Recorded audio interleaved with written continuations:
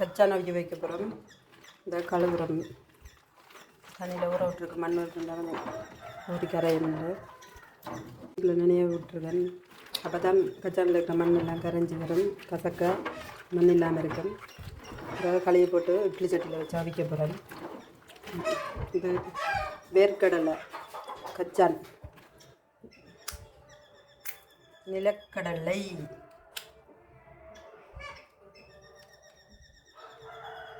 பச்சையாக சாப்பிட போகிறேன். கச்சான் அவிய வச்சுருக்க பாருங்கள். இப்போ எப்படி இருக்குதுன்னு நல்லா அரிக்குது. வச்சுட்டேன். இங்கே இப்போ தண்ணி கொதிச்சிட்ருக்கு பாருங்கள். மூட போகிறேன். இதை வச்சு மேலே மூடிட்டு அப்புறம் மூடி போட்டு மூட போகிறேன். அது மூடி போட்டு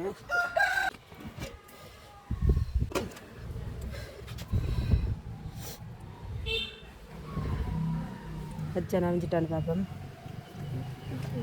கச்சான் அவிஞ்சிட்டது நிறுத்திக்கா தட்டோட கிண்ணியோட ஓடி வந்துருக்கா. நிறுத்தினா கொடுங்க. கச்சானில் தண்ணி எல்லாம் பற்றி போயிருக்கு பாருங்க. குட்டி பாபா கொடுங்க நிறுத்திக்கா. அவிஞ்சிட்டான்னு பாருங்க.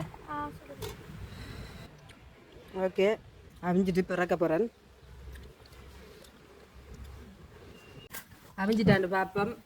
இறக்கிட்டு வந்தாச்சு தண்ணியில் போட்டு. நவிஞ்சிட்டு நிறுத்தி எடுத்து போடுறாங்க பாருங்க. கிண்ணியில் நிறுத்திக்காது கணக்கு போட்டு வச்சு சாப்பிட்ற பாருங்க. என்ன நிறுத்திக்கா எப்படி இருக்கு?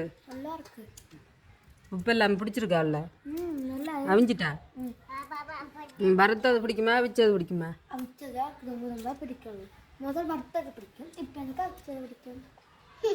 எதை சொல்கிறேன்? என்ன கிழங்கு நினைச்சுன்னா உங்களுக்கு ரொம்ப பிடிக்குமா? நிலுக்ஸனாக்கு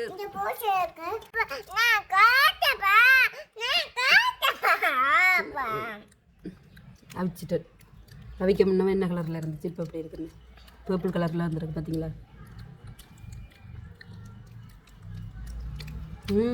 நல்ல சுவை பிரச்சனை. இந்தா நிலச்சிண்ணா